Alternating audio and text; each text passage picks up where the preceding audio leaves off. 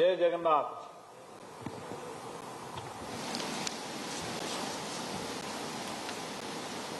उड़ीसा की इस आध्यात्मिक धर्म और संस्कृति कला की धरती पर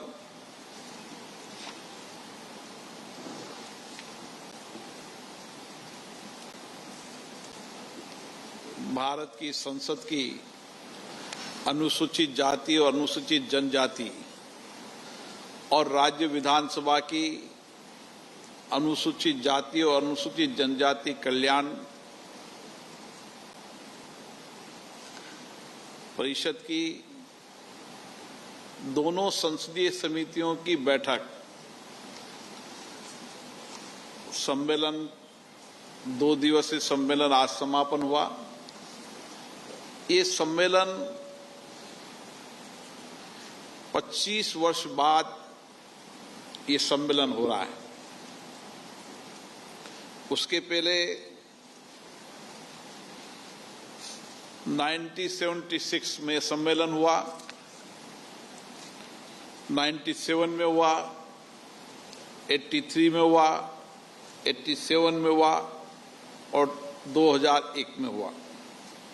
और दिल्ली से बाहर ये पहला सम्मेलन हो रहा है।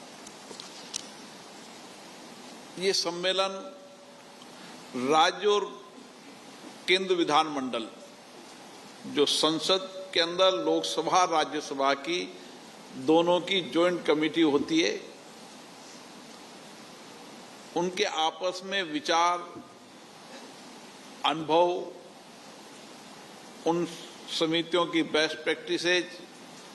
और नवाचारों का साझा करना, ताकि किस तरीके से अनुसूचित जाति और अनुसूचित जनजाति जिनको कुछ संविधान में प्रावधान है, जिनको विधायी अधिकार भी है, उन संविधान और विधायी अधिकारों का संरक्षण करते हुए उनकी योजनाएं, चाहे राज्य की योजना हो चाहे केंद्र की योजनाएं, कि केंद्र और राज्य की दोनों मिलाकर योजनाएं, उन योजनाओं की समीक्षा करना और उनके अधिकारों का संरक्षण करते हुए एक समतामूलक समाज के निर्माण में जो बाबा साहब अम्बेडकर जी का विचार था कि समाज के वंचित लोगों के कल्याण के लिए उनको समानता, न्याय का मौलिक अधिकार मिले, इसके लिए संसदीय समिति मिलकर काम करती है। क्योंकि राज्य विधानसभा के अलग संप्रभुता है और केंद्र विधानमंडल की अलग संप्रभुता है, लेकिन दोनों संसदीय समितियों के काम अनुसूचित जाति और अनुसूचित जनजाति के कल्याण के लिए है। इससे कई राज्यों के अंदर इन कमिटियों ने नए इनोवेशन किए, अच्छे बेहतर काम किए। केंद्र के अंदर फग्गन सिंह जी कुलस्ते जी के नेतृत्व में ये संसदीय समिति लगातार बजट आवंटन के बाद जिस मद के लिए बजट आवंटन हुआ है उसके क्या परिणाम आए, बजट आवंटन ठीक हुआ नहीं हुआ, उसके अलावा कई बड़े फैसले जिसमें विशेष रूप से बैंकिंग सेक्टर के अंदर, राजकीय उपकरण सेक्टर के अंदर इसी संसदीय समिति के फैसलों से रिजर्वेशन मिला। इसी संसदीय समिति के फैसलों से 1.5 लाख लोगों का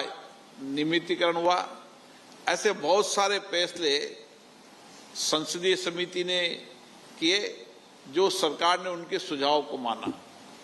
पार्लियामेंट के अंदर या विधानसभा की कमेटियों का काम चर्चा कर स्टेट होल्डरों से चर्चा कर उन अनुसूचित जाति, अनुसूचित जनजाति के स्टेट होल्डरों, वहां के लोगों से चर्चा कर और कमेटी रिकमेंडेशन करती है और सरकार की कोशिश रहती है कि उन सिफारिशों को माने। लेकिन सरकार सिफारिश मानने के लिए बाध्य नहीं है। ये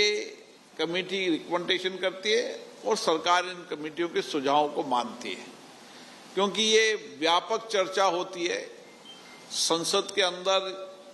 या राज्य विधानसभाओं के अंदर ये मिनी पार्लियामेंट के रूप में काम करती है, जहां पर दलगत से ऊपर उठकर चर्चा होती है और सभी वर्गों को जो प्रभावित लोग हैं उनसे चर्चा होती है। और इसीलिए हमारा प्रयास है कि केंद्र और राज्य विधानसभाओं में जो संसदीय समितियां इस तरीके का समान रूप से काम कर रही है, उनके सम्मेलन को आयोजित करना और उसमें एक बेस्ट प्रैक्टिसेज को अपनाना। उसी के साथ हमारी कोशिश ये भी रहती है कि एक समान एजेंडा राज्य और केंद्र का हो, और इसीलिए कुछ महत्वपूर्ण विषयों पर चर्चा हुई है जिन पर राज्य और केंद्र सरकार से चर्चा की जाएगी, और एक विजन 2025 भुवनेश्वर, एजेंडा 2025 भुवनेश्वर, जिसको हम आगे लेकर जाएंगे और किस तरीके से अनुसूचित जाति अनुसूचित जनजाति के कल्याण को और व्यापक रूप से उनकी जो कुछ भी उनकी चुनौतियां हैं, कठिनाइयां हैं, उन चुनौतियों कठिनाइयों का भी समाधान करना और उनके कल्याण के लिए और उनके जो संवैधानिक और उनके विधायी अधिकार हैं उनको पूर्ण रूप से मिलाने के लिए संसदीय समिति काम करेगी। संसदीय समिति जहां स्टेक होल्डरों से चर्चा करती है, समय समय पर संसदीय समिति फील्ड में जाकर जिस मद के लिए ये पैसा आवंटन हुआ था, जिस सामाजिक कल्याण के लिए धन आवंटन हुआ था, उसका ठीक से व्यय हो रहा नहीं हो रहा है, और ये भी समीक्षा करती है कि जो योजनाएं लागू की गई है वो योजनाओं से कितना आर्थिक सामाजिक कल्याण हुआ, ताकि सरकार को सुझाव दे सके योजनाओं में परिवर्तन करने के लिए या नई योजनाओं को लागू करने के लिए। मैंने पूर्व में कहा संसदीय समितियों का काम सुझाव देने का है, लेकिन परंपरा ये रही है कि संसदीय समितियों की अधिकतम सिफारिशों को सरकार मानती है और उसको एग्जीक्यूशन करती है, और इसीलिए राज्यों के अंदर भी ये संसदीय समितियां प्रभावी रूप से काम कर सके। इसलिए क्योंकि पार्लियामेंट का काम ये होता है कि एक बड़े परिप्रेक्ष्य के अंदर हम किस तरीके से राज्य की संसदीय समितियों को भी और बेहतर काम करने की, कार्यकुशलता को बेहतर करने की, नए इनोवेशन की, टेक्नोलॉजी को उसको अपनाते हुए वो भी राज्य के अंदर लोगों का अधिकतम कल्याण करें। और क्योंकि भारत सरकार समय समय पर इनके कल्याण के लिए काम करती है और अनुसूचित जनजाति आयोग, अनुसूचित आयोग, ये भी समय समय पर आयोग भी जब कोई घटना घटती है या कोई विशेष परिस्थिति होती है तो आयोग भी अपना काम करती है, और उसके साथ प्रशासनिक रूप से भी जहां SC ST के रिजर्वेशन नहीं मिलते या कोई कमी रहती है उसमें आयोग भी काम करता है, संसदीय समिति भी उसकी समीक्षा करती है। और इसका मकसद एक ही है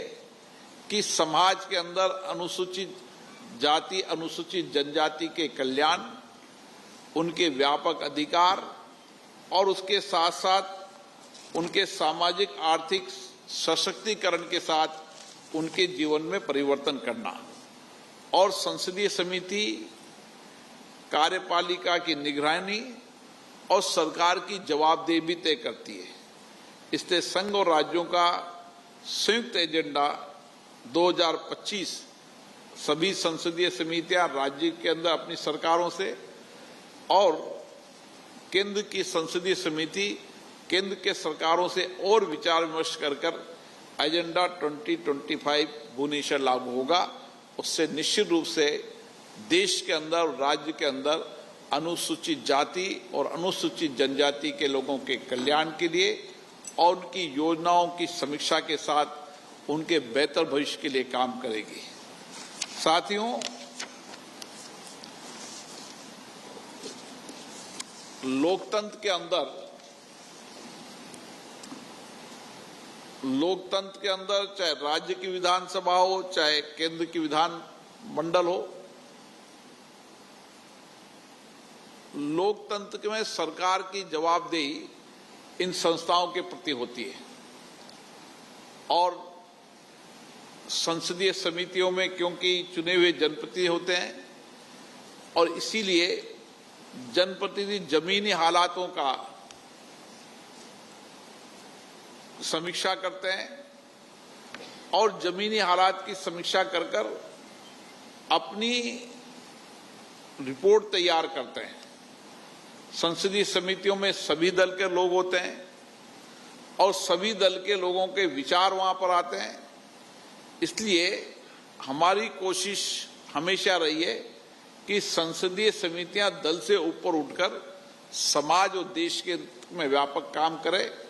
और मेरा मानना है कि ऐसे संसदीय समितियों के सम्मेलन से एक व्यापक विचार विमर्श से नए इनोवेशन, नए विचार, नए अनुभव, बेस्ट प्रैक्टिसेज को साझा करने से हम देश के अनुसूचित जाति और अनुसूचित जनजाति के कल्याण के लिए व्यापक काम कर पाएंगे। इसमें कुछ विषय, कुछ एजेंडे के विषय वो सरकार से चर्चा करने के बाद उस एजेंडे के विषय को लागू करेंगे। लेकिन हमारा मानना है कि संविधान के अंदर अनुसूचित जाति और अनुसूचित जाति को व्यापक अधिकार दिए हैं। इसी तरीके से संसदों के अंदर और विधान मंडलों के अंदर भी अपनी अपनी विधानसभा और संसद ने भी व्यापक विधायी अधिकार इन समितियों को दिए हैं। इसलिए इन संसद और राज्य की विधानसभाओं को मिलकर काम करना होगा। और कई बार कानून बनाते समय राज्य की विधानसभा और केंद्रीय मंडल, विधानमंडल जिसको लोकसभा राज्यसभा कहते हैं, वो दोनों मिलकर कई कानून की बनाते समय भी उसका भी सुझाव देते हैं ताकि एक बेहतर कानून बन सके। कानून बनने से लोगों का और कल्याण हो सके। इसके लिए समय समय पर राज्य विधानमंडल और लोकसभा राज्यसभा आपस में चर्चा संवाद करते समय जब कानून बनाएंगे, कानून में लोगों के अधिकतम सुझाव आएंगे तो बेहतर कानून भी बनाने का विचार सरकारें करती है। उसमें इन कमेटियों के इनपुट उनके कानून बनाने में विशेष रूप से काम आते हैं। संसदीय समितियों के सुझाव से कई कानून भी बने, संविधान में संशोधन भी हुए, राज्यों में भी कानून बने। इसी तरीके से संसदीय समितियों का इस देश के लोकतांत्रिक संस्थाओं में बहुत महत्वपूर्ण स्थान है। इसलिए इसको मिनी पार्लियामेंट का भी रूप दिया जाता है और संसदीय समितियों में दल से उठकर पर व्यापक चर्चा करने का समय होता है ताकि हर एजेंडे पर, हर विषय पर ज्यादा ठीक से आकलन और समीक्षा इन संसदीय समितियों में होती है। मैं इस संसदीय सम्मेलन के आयोजन के लिए उड़ीसा विधानसभा के अध्यक्ष सुरमा पाटिल जी को बहुत बहुत बधाई देता हूं, जिन्होंने एक बेहतर आयोजन किया और अधिकतम राज्यों के प्रतिनिधि इस सम्मेलन में आए। मुझे आशा है भगवान जगन्नाथ की कृपा से इन संसदीय समितियों के माध्यम से हम समाज के अनुसूचित जाति और जनजाति के लोगों का और कल्याण की कार्य योजना बना पाएंगे। कोई विषय आपका?